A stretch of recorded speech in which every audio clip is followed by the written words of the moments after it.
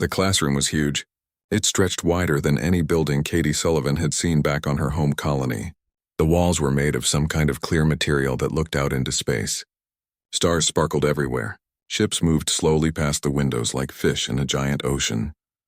Katie sat in the middle row, her data tablet resting on the desk in front of her. She had been at the Galactic Institute for 3 months now.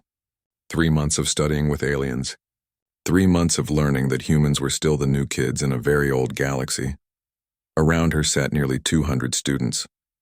There were tall ones with blue skin and 4 arms, short ones that looked like walking crystals, some that floated in the air instead of sitting, some that needed water tanks to breathe. Katie had stopped being surprised by alien appearances after the first week. Now she just accepted that everyone looked different. Professor Velkoth stood at the front of the room. He was tall and thin with silver skin that seemed to glow slightly. His species was called the Nexari. They were known across the galaxy as peaceful scholars. His people had not fought a war in over 10,000 years. That fact always came up when anyone talked about the Nexari. They were proud of their peace. The class was called Comparative Species Psychology. Katie found it interesting most days. Today they were talking about conflict resolution. Different species handled arguments in different ways. Some talked things out. Some had elaborate rituals. Some just avoided each other until the problem went away. Professor Velkoth had been talking for about an hour when he paused. His antennae, which stuck up from his head like thin branches, twitched slightly. Katie had learned this meant he was thinking. "I want to try something," the professor said. His voice came through the translation device everyone wore. The device made it sound like he was speaking perfect English, even though Katie knew he was making clicking sounds with his mouth. "I want to understand how different experiences shape our views on conflict." He looked around the room slowly. His large eyes, which were completely black, seemed to study each student. "My question is simple," he continued. "Who among you has personally experienced combat? I mean real fighting, war, violence where you could have been seriously hurt or killed. Please raise your hand if this describes you." Katie expected a few hands to go up, maybe 10 or 15. There were some warrior species in the class. The Krell, for example. They had mandatory military service.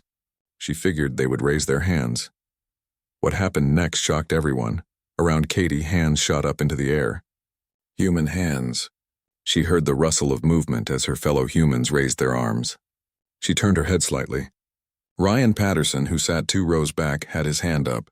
So did Megan Torres on her left. Connor Blake in the front row. Amanda Chen near the window. Jake Morrison by the door. Katie felt her chest tighten.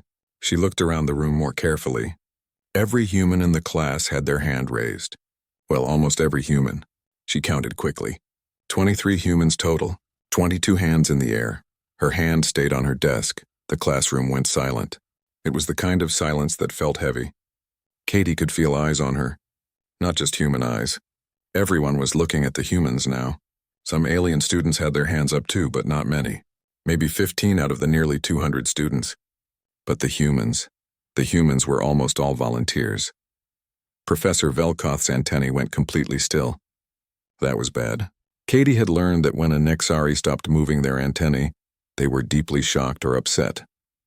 The professor stared at the raised hands. His mouth opened slightly, but no sound came out. Finally, he spoke. His voice was quiet. I see.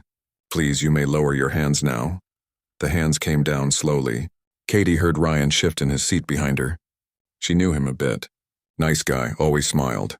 Helped her with xenobiology homework once. She had no idea he had fought in anything. He seemed so normal. But then Katie thought, what did a fighter look like? She realized she had no idea. In the old movies from Earth, soldiers looked tough and scary.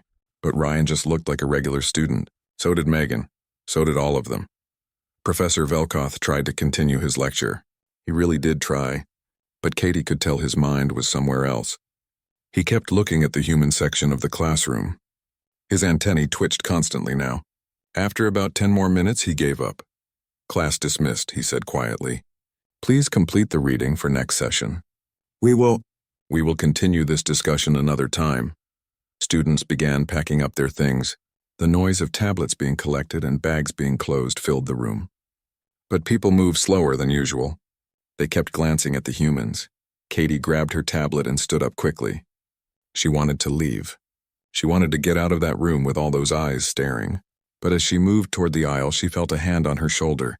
She turned. It was Megan Torres. Megan was short with dark hair pulled back in a ponytail. She always sat near Katie. They sometimes ate lunch together in the station cafeteria. "You okay?" Megan asked softly. Katie nodded. "Yeah, just... that was unexpected." Megan smiled, but it was a sad kind of smile. "Yeah, I guess we don't talk about it much, do we?" "Talk about what?" Katie asked, even though she knew. "The bad stuff. Where we came from. What we lived through." Megan looked around at the other humans who were slowly leaving the classroom.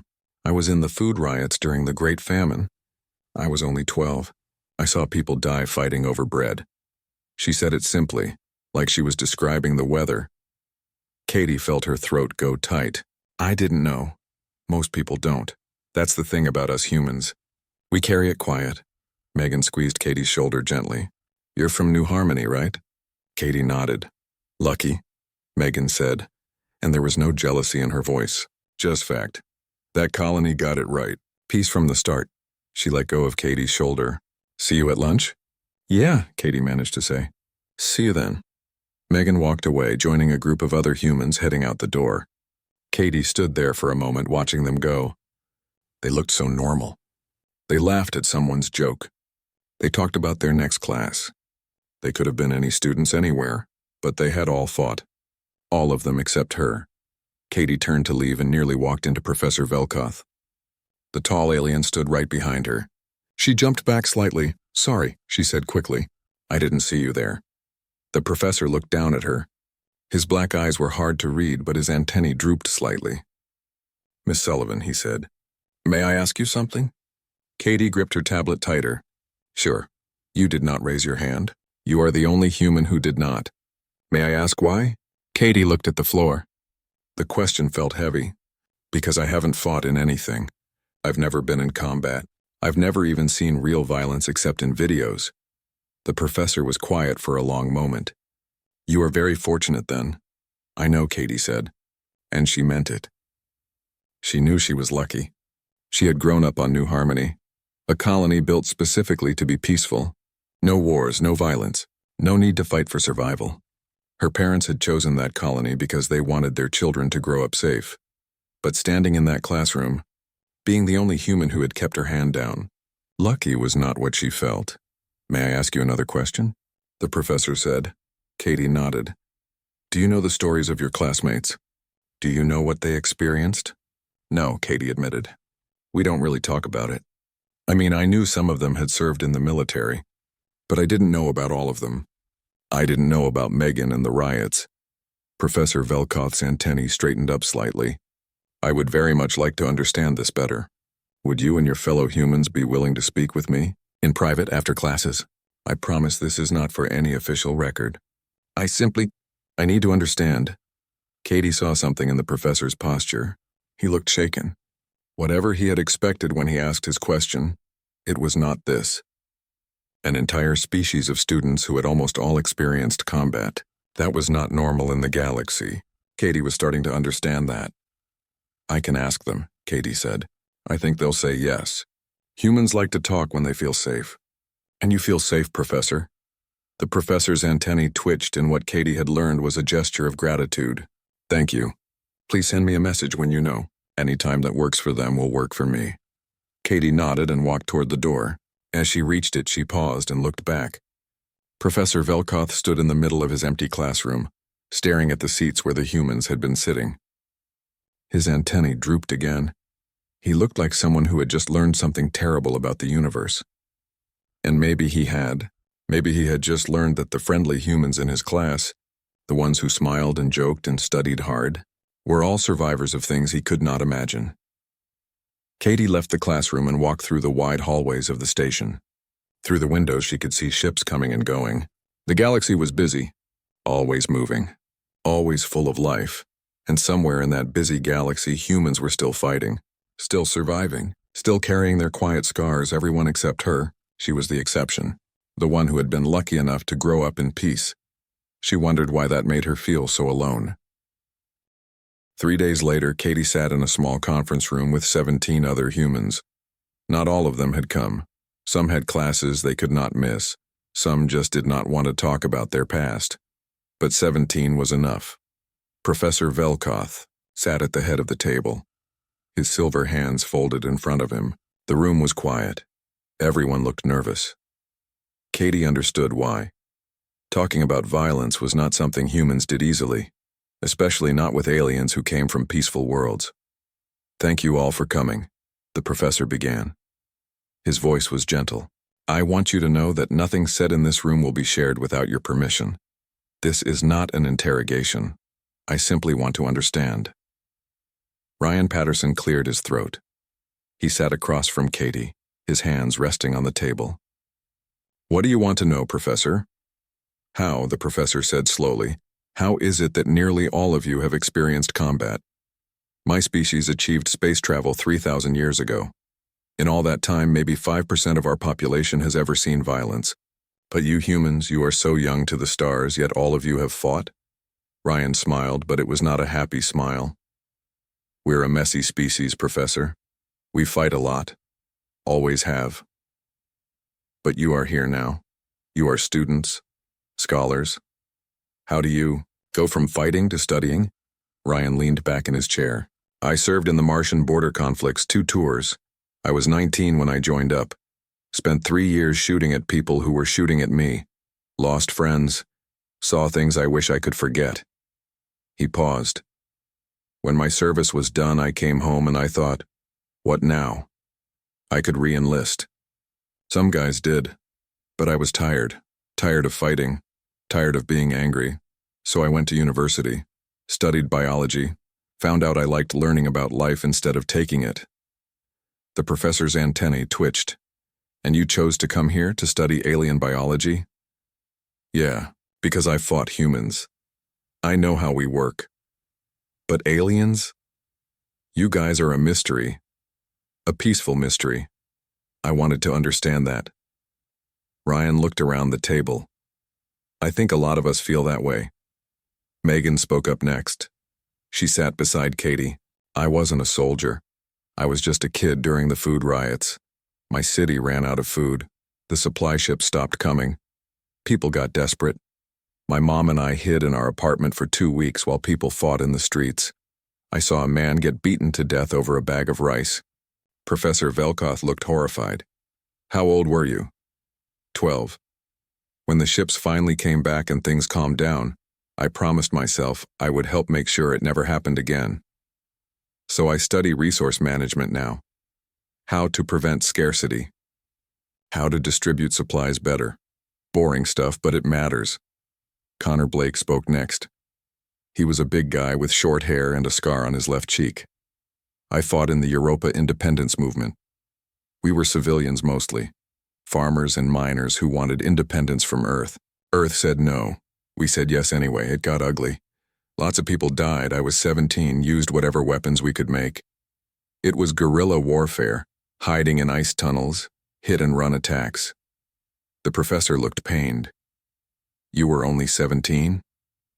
Old. Enough to fight, apparently," Connor said quietly. "We won eventually, got our independence, but I lost my brother in the fighting. He was 15. After that, I left Europa, came out here to study education. I want to teach kids better ways to solve problems than what we did." Amanda Chen was next. She had long black hair and spoke softly. "My family was on a colony ship heading to the frontier. Pirates attacked us. This was before the Earth Navy started escorting ships regularly. The pirates wanted our cargo, and they did not care if we lived or died. My father organized the defense. Everyone who could hold a weapon fought. I was 14. I guarded the children's section with a plasma cutter meant for repairs." Professor Velkoth's hands trembled slightly. "Did they breach your ship?" "They did. One of them came through the wall near where I was standing. I used the cutter on him. I had to." Amanda's voice was steady, but her eyes looked far away. "We held them off until a military ship showed up, but 12 people died defending that ship, including my father. Now I study security systems. I design better defenses so other families do not have to fight with repair tools." Jake Morrison went next. He was tall and thin with red hair. United Earth Navy. Served aboard a destroyer during the asteroid belt insurgency. Combat duty for 4 years. Saw action maybe 20 times. Lost crew members. Fired weapons at enemy ships knowing people were inside. It was war. Legal war with rules and uniforms and everything. Still wakes me up at night sometimes. The professor asked, "Why did you join the military?" Family tradition. My grandfather served. My father served. I served. But I decided my kids would not have to. That is why I am here studying education. I want to teach conflict resolution, real methods that work. So maybe the next generation can skip the fighting. One by one, the humans told their stories. Each one different, each one painful. There was Linda Park, who survived gang warfare on a failed colony world. Greg Turner, who fought in corporate security forces during the mining wars. Sarah Kim, who defended her agricultural station from raiders. Chris Martinez, who served in peacekeeping forces that turned into combat operations. Professor Velkoth listened to all of them. His antennae drooped lower and lower as the stories continued. Katie watched him carefully. She had never seen an alien look so disturbed. When the last person finished speaking, the room fell silent. No one seemed to know what to say. These stories were normal to the humans. They had all lived through similar things. But to the professor, from his peaceful species, it must have sounded like a nightmare. Finally, Professor Velkoth spoke. "I do not understand. If all of you have experienced such terrible things, how are you so normal? You laugh, you make jokes, you seem happy." "How?" Ryan answered. "Because we are human. We survive. We adapt. We move forward. Yeah, we carry scars. All of us do. But we do not let those scars define us. We fought. And then we chose to do something else. We chose to study. To learn. To build instead of destroy." Megan added, "And we are not alone. That helps. Knowing other people understand. We do not have to explain to each other. We just know." The professor looked at Katie. "And you, Miss Sullivan, you heard all of this. How does it make you feel?" Katie took a breath. Everyone was looking at her now. "I feel grateful and guilty. I had a peaceful childhood because they fought, because other humans fought and died so colonies like New Harmony could exist. I never had to face what they faced. Part of me feels like I do not deserve to call myself human." Ryan leaned forward. "That is wrong, Katie. You are exactly what we fought for. A human who never had to fight. That is the goal. That is what we want. More people like you. Less people like us." Connor nodded. "He is right. My brother died so kids on Europa could grow up peaceful. You represent success, not failure. We are proud that you exist." Katie felt tears sting her eyes. She had not expected that. She had spent 3 days feeling like an outsider, feeling like she was less than the other humans. But they did not see it that way at all. Professor Velkoth was quiet for a long moment. Then he said, "I need to share something with you. My people, the Nexari, we are proud of our peaceful history. 10,000 years without war. We tell ourselves we are better than violent species. More evolved, more civilized." He paused. "But listening to you today, I realize something. We are not peaceful because we are better. We are peaceful because we are lucky. We had abundant resources, no natural predators, a perfect climate. We never had to fight to survive. You humans had none of those advantages. Your planet was harsh. Your history was filled with conflict. Yet despite all that, you reached the stars. You built civilization. You created art and music and literature. You did all of this while fighting and surviving." The professor's antennae straightened up. "I think I have been wrong about your species. Many in the galactic community have been wrong. We saw your violent history and judged you. We questioned whether you should be allowed to join us. But now I see the truth. You should not be judged for surviving. You should be admired for it." Jake spoke up. "We appreciate that, Professor. But we are not looking for admiration. We just want a chance to prove we are more than our past. We want to contribute, to help, to be part of something bigger than ourselves. And you are, the professor said firmly. The data shows it. Since humans joined the galactic community, conflict resolution rates have improved in human-mediated disputes. Your military advisors have reduced casualties in joint operations. Your diplomats have prevented wars. You understand violence in a way we do not. That makes you valuable, essential even. Amanda asked quietly, "Do you think other species will see it that way?" The professor thought about that. Some will not. There is fear of your species, fear of what you are capable of. But fear comes from not understanding. I did not understand until today. Now I do. And I will make sure others understand as well. He stood up from his chair. Thank you, all of you, for trusting me with your stories, for helping me see clearly. I promise you I will not waste this knowledge. The humans stood as well. One by one, they filed out of the conference room. As Katie walked toward the door, the professor called out to her, "Miss Sullivan, one more moment, please." Katie stopped. The others left. Soon it was just her and the professor in the empty room. Professor Velkoth's office was smaller than Katie expected. The walls were covered with shelves holding strange artifacts from different worlds. A plant from somewhere grew in the corner, its leaves glowing faintly blue. The professor gestured for Katie to sit in a comfortable chair across from his desk. "Tea?" he offered, holding up a container of earth tea. "Yes, please," Katie said. She was nervous. Talking about her peaceful childhood felt strange after hearing everyone else's war stories. The professor prepared 2 cups with careful movements. He handed one to Katie and sat down with his own. For a moment, they just sat in comfortable silence, sipping their tea. "Tell me about New Harmony," the professor finally said. "I have read the basic information. A peace colony, founded by people who wanted to escape Earth's violence. But I want to hear about it from someone who lived there." Katie set her cup down. "It was perfect. I mean that. Perfect in a way most humans never get to experience. We had no military, no police force even, just community mediators. Disputes were solved through talking. Always through talking. How is that possible? With humans? Careful selection," Katie explained. Everyone who came to New Harmony had to go through screening. They had to prove they were committed to peace. They had to take courses in conflict resolution. They had to agree to raise their children in certain ways. My parents were both mediators before they came. They wanted a place where their kids would never have to be afraid. The professor leaned forward. "And it worked? No violence at all?" "None that I ever saw.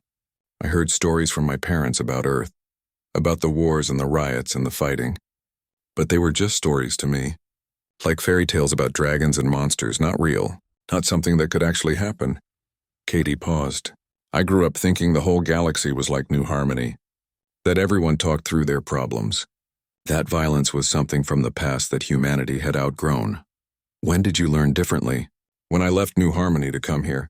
I met other humans, heard their stories, realized that my childhood was the exception, not the rule. Most humans grow up knowing violence. Most humans have fought or seen fighting. I was the strange one." Professor Velkoth sipped his tea thoughtfully. "Does that make you feel isolated? Being different from other humans?" "Sometimes. There are references I do not get. Jokes I do not understand. They talk about things like watching their backs or staying alert, and they all nod like it makes sense. But I have never had to watch my back. I have never been in danger." Katie looked down at her hands. "I feel like a child sometimes. Like I do not understand the real world. But you are here, at one of the most prestigious institutes in the galaxy. You passed the same entrance exams as everyone else. You clearly have intelligence and capability. Academic intelligence, sure. But life intelligence? Survival skills? I have none. If something bad happened, I would not know what to do. The others would. They have all survived bad things before." The professor was quiet for a long moment. His antennae twitched slowly. "Miss Sullivan, may I share an observation?" "Of course." "I think you are exactly what humanity needs right now. Your classmates, they understand violence. They know how to fight. They know how to survive. But they also carry trauma. They carry pain. You do not. You represent what they are fighting for. A future where humans do not need to fight. Katie felt her throat tighten. That is what Ryan said. And Connor. But I still feel useless. They sacrificed so much. I sacrificed nothing. Not yet, the professor said gently. But you will. Everyone sacrifices something eventually. The question is what you will choose to sacrifice for. Before Katie could respond, there was a knock on the door. The professor looked surprised. I am sorry. I am not expecting anyone. Please excuse me. He stood and opened the door. Brandon Matthews stood there looking uncomfortable. Brandon was one of the humans who had raised his hand in class. Katie knew him a little. He was quiet, studied engineering. Professor, I'm sorry to interrupt, but I need to talk to you. About Katie. Brandon glanced at her. About something she does not know I know. Katie felt confused. What are you talking about? Brandon came into the office. He looked at Katie with an expression that was hard to read. Respect, maybe. 2 years ago. The incident. You never told anyone what you did. Katie felt her face go hot. She knew what Brandon was talking about. But nobody was supposed to know. She had made sure of that. What incident? Professor Velkoth asked. Brandon sat down without being invited. There was a group, extremists. They hated humans.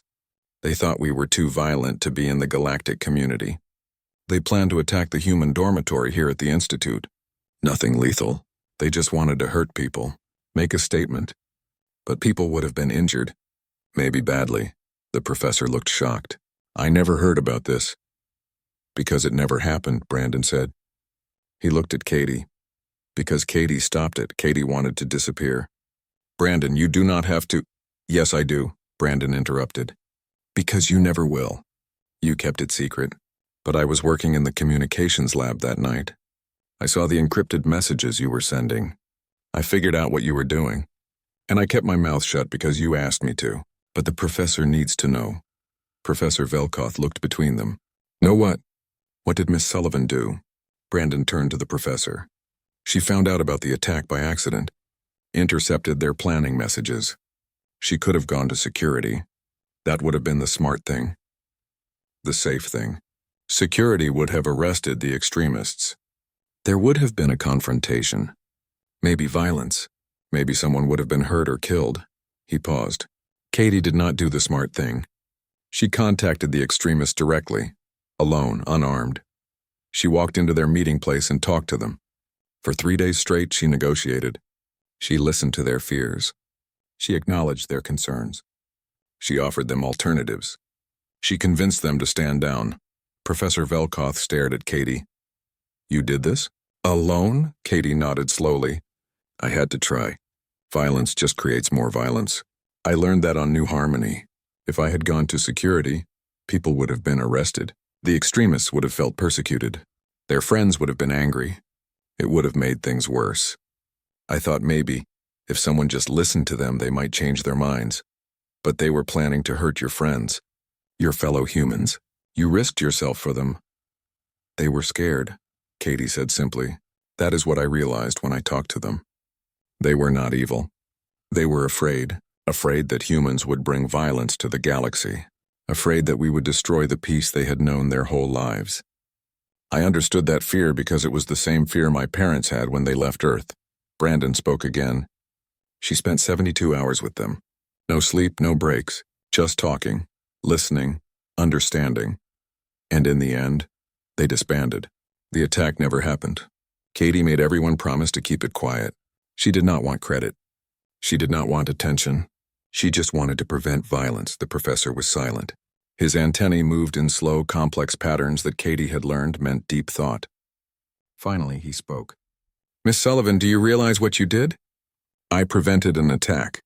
That is all. No, the professor said firmly. You did much more. Your classmates who raised their hands in class, they know how to fight. They know how to respond to violence with violence. That is valuable.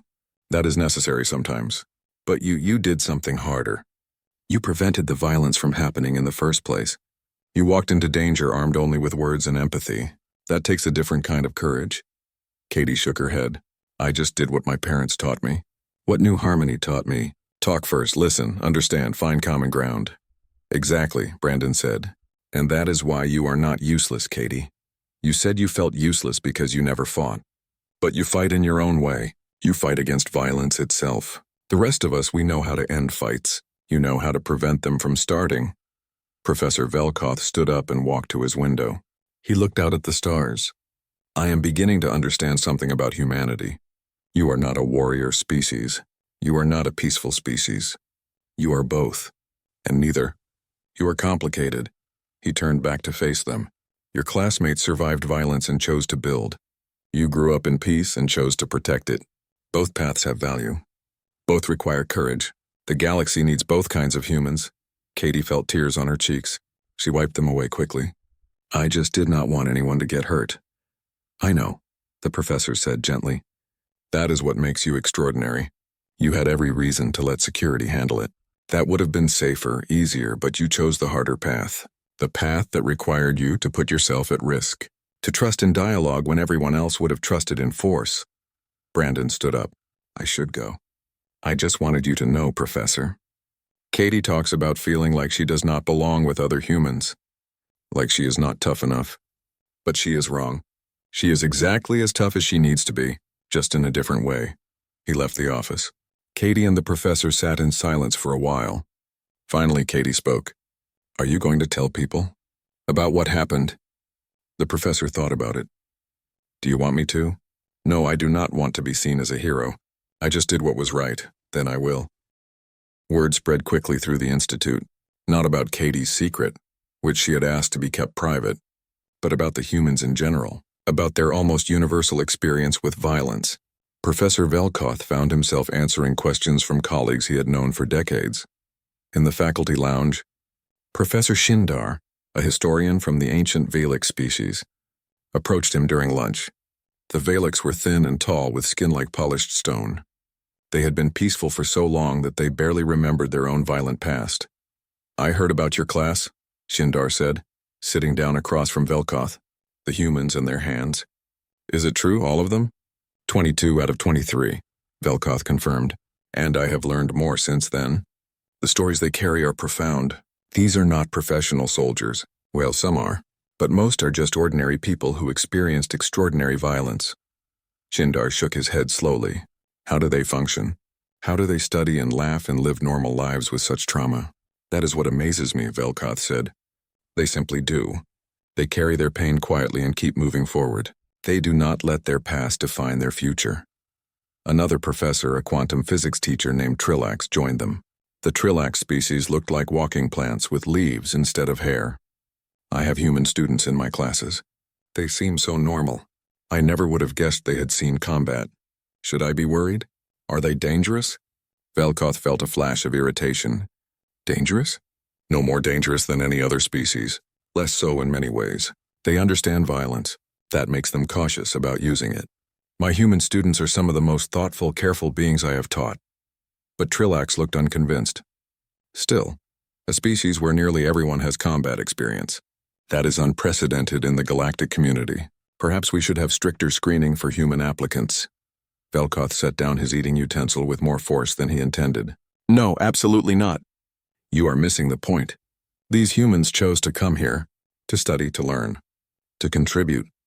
They could have stayed in their military forces. They could have continued fighting. But they chose education instead.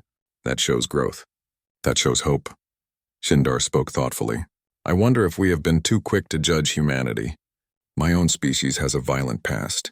Very ancient. So ancient we barely remember it. But it is there in our history books, wars, conflicts, struggles for resources.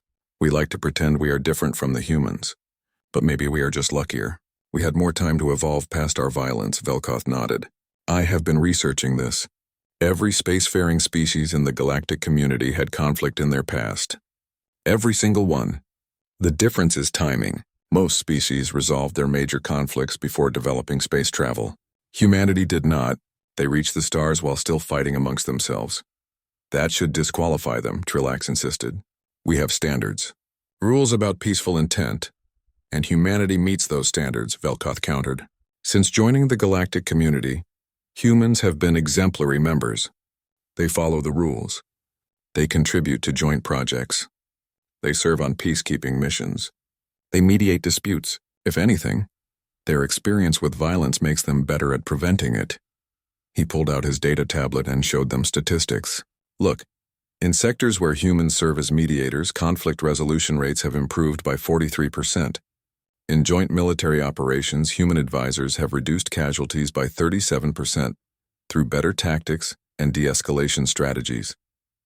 In diplomatic missions, human negotiators have prevented 6 major wars in the last decade.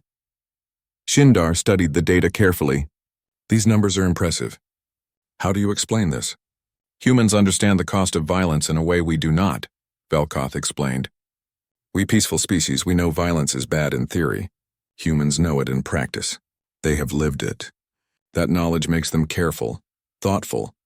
They exhaust every peaceful option before resorting to force, and when force is necessary, they use the minimum amount required. Trillax still looked skeptical. Or they are just better at violence than we are.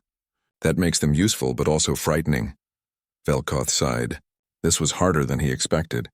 Changing deeply held beliefs always was.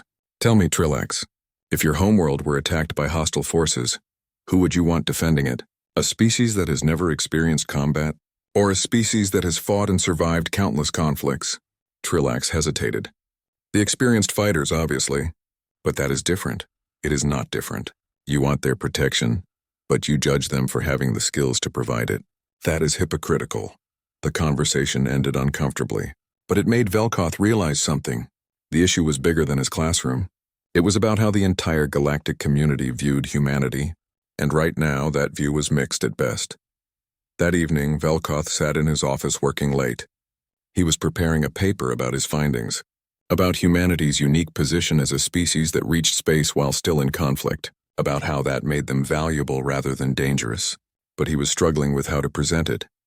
There was a knock on his door. He looked up to see Katie Sullivan standing there. Miss Sullivan, please come in. Is everything all right? Katie entered and sat down. She looked tired. I heard people talking. Faculty members. About humans. About whether we should be here. Velkoth felt a pang of guilt. I am sorry you had to hear that.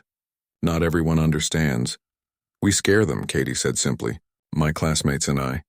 We scare the other species because they look at us and see violence. They see war. They see danger. Some do, yes. But that is changing.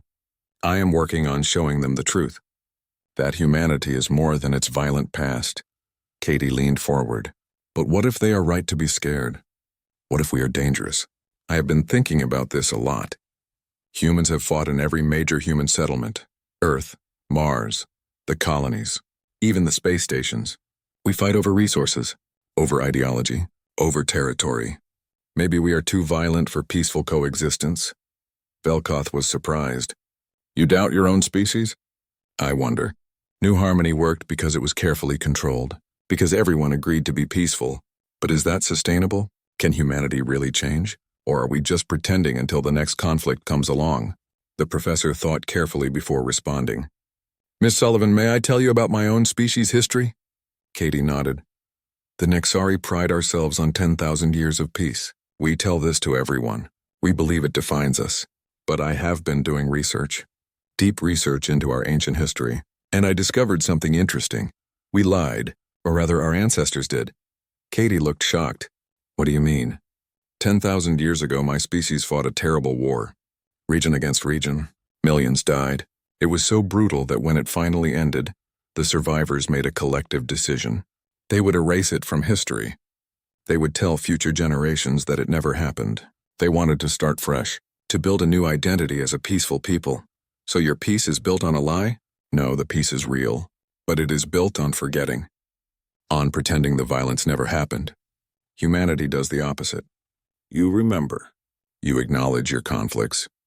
You teach them in schools. You make sure each generation knows what came before. That is healthier, I think. Katie processed this.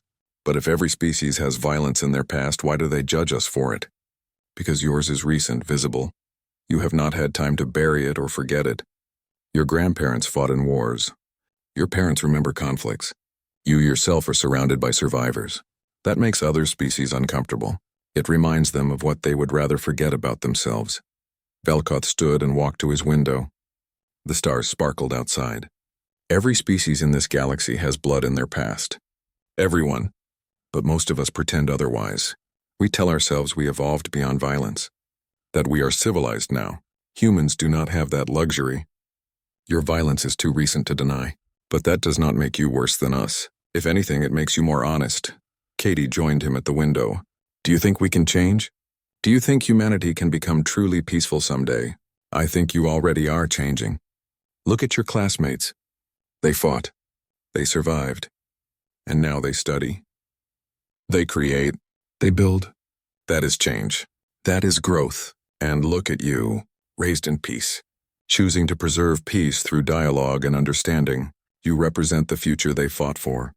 But there are still conflicts. Humans still fight, of course. Change takes time. My species had 10,000 years to bury our violence. Humanity has had less than a century since joining the galactic stage. You cannot expect perfection so quickly. What matters is the direction. And humanity is moving in the right direction. Katie was quiet for a long moment. Then she said, I want to help. I want to show the other species that humans can be trusted, that we are more than our violent history. What can I do? Velkoth turned to face her. Keep doing what you are doing. Study, learn, engage with other species. Show them through your actions that humans can be peaceful, thoughtful, and constructive. And when conflicts arise, use your skills. The ones you learned on New Harmony. The ones you used to stop that attack. Be the bridge between human experience and galactic ideals. The auditorium was packed. Katie had never seen it so full. Every seat was taken. Beings stood along the walls. Some species who could not sit properly in standard chairs hovered near the ceiling or rested on specially designed platforms. Katie counted at least 40 different species in the audience. She sat on the stage with her fellow human students. Ryan Patterson was beside her, looking calm. Megan Torres was on her other side, fidgeting with her sleeve. Connor Blake, Amanda Chen, Jake Morrison, and 12 others sat in a row behind them. All the humans who had raised their hands that day in class, all willing to share their stories publicly now. Professor Velkoth stood at the podium. His silver skin seemed to glow under the stage lights. His antennae were straight and still, indicating he was focused and ready. Thank you all for coming, he began. His voice carried through the audio system, translated instantly into dozens of languages. Today we are here to discuss something important, something that affects how we view one of our newest member species in the galactic community, humanity. The audience stirred. Katie could feel the attention of hundreds of beings focusing on the humans on stage. It was uncomfortable, like being examined under a microscope. A week ago, the professor continued, I asked a simple question in my class. Who among you has experienced combat? I expected a few hands, maybe 5 or 6 out of 200 students. Instead, 22 out of 23 human students raised their hands. Nearly all of them. This shocked me.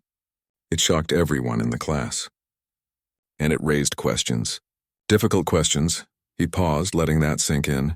Some have asked if humans are too violent for the galactic community. Some have questioned whether we made a mistake admitting them. Some are afraid. I understand those feelings. I had them myself.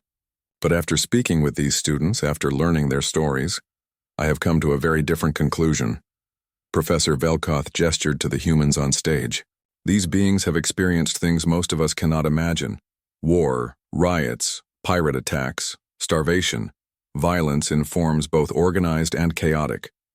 And yet, here they sit. Students, scholars, people who chose education over continued conflict. People who decided to build instead of destroy. He pulled up data on the large screen behind him. Since humanity joined the galactic community 50 years ago, their contributions have been remarkable. In mediation roles, humans have improved conflict resolution rates by 43%. In military operations, human advisors have reduced casualties by 37%. In diplomatic missions, humans have prevented 6 major interspecies wars. These are facts, numbers, not opinions, a voice called out from the audience.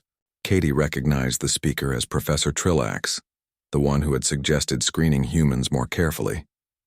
But Professor, those same skills that make them good mediators also make them dangerous. They understand violence too well.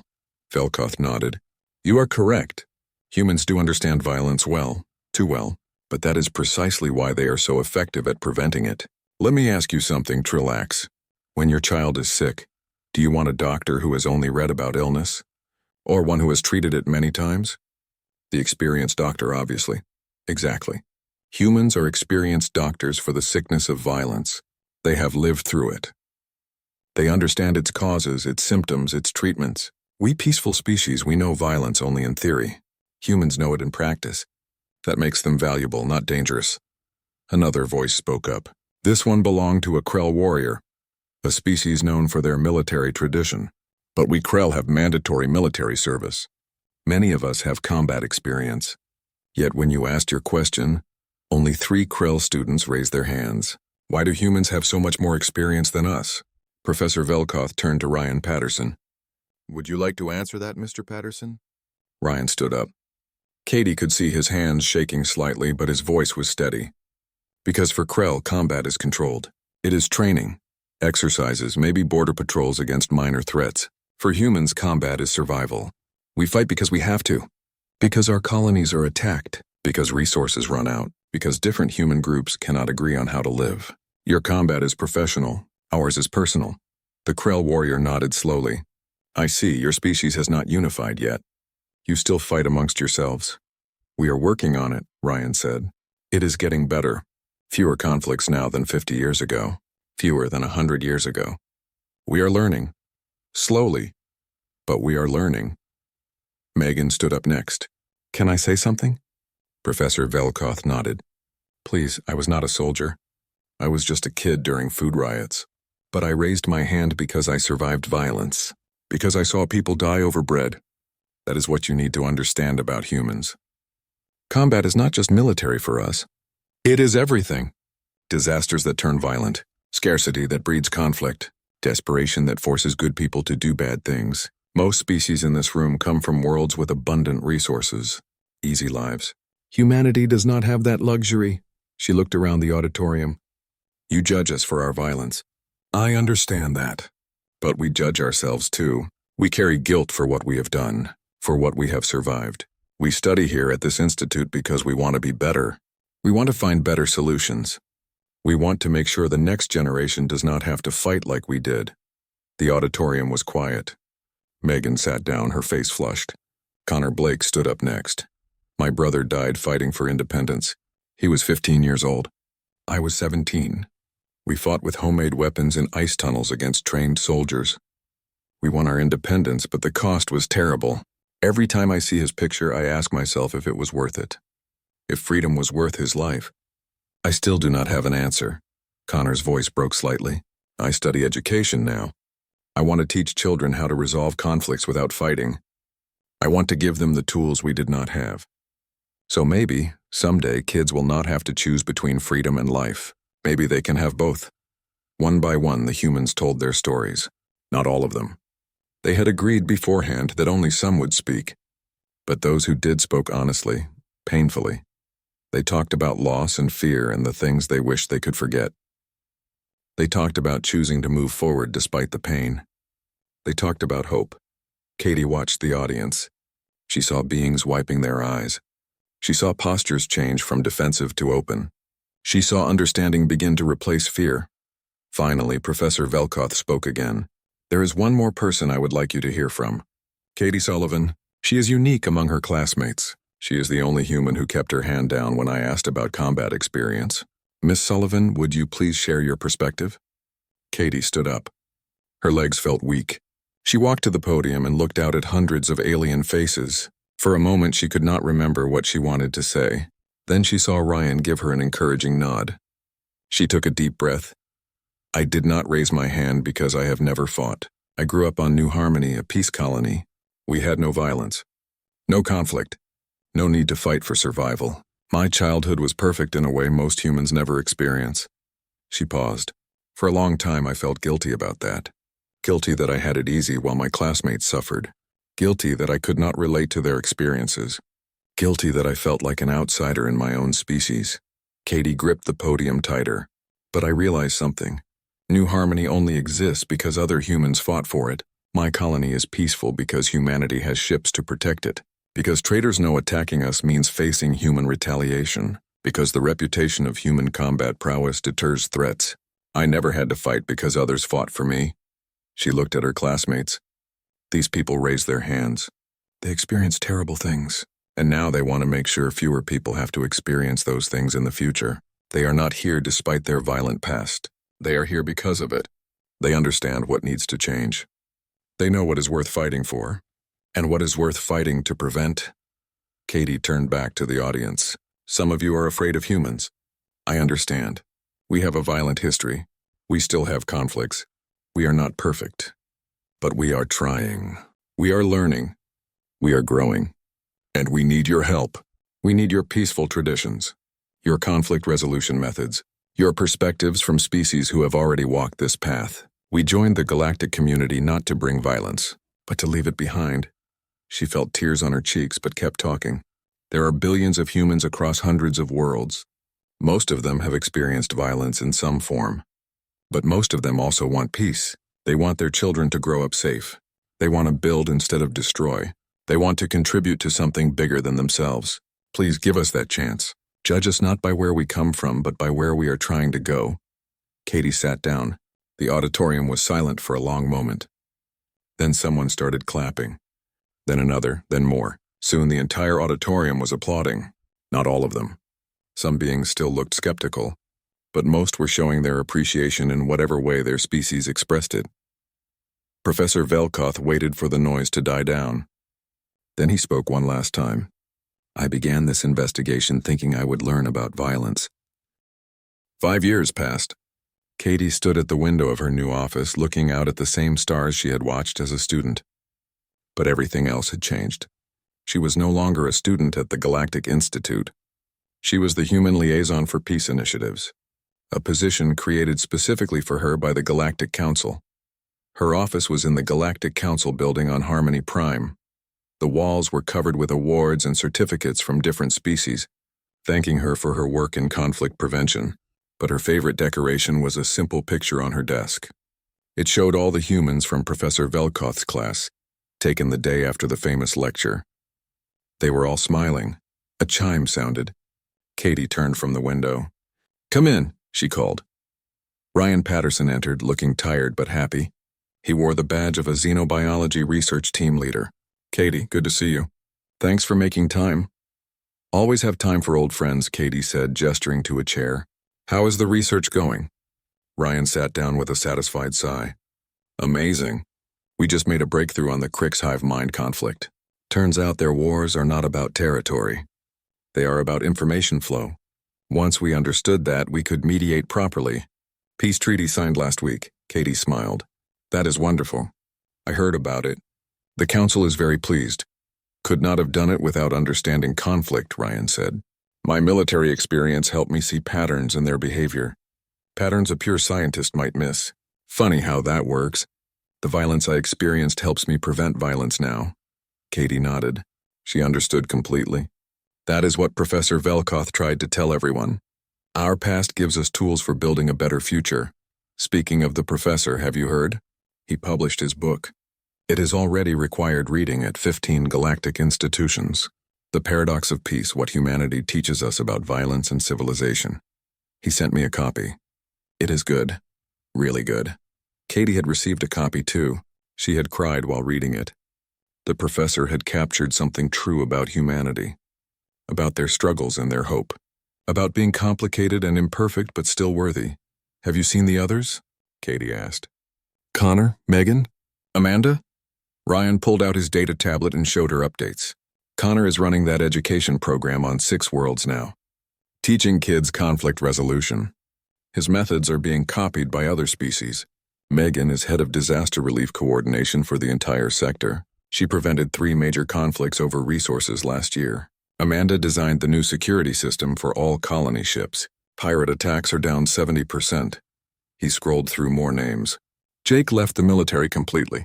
He teaches at a primary school on Earth. Says he finally found his purpose.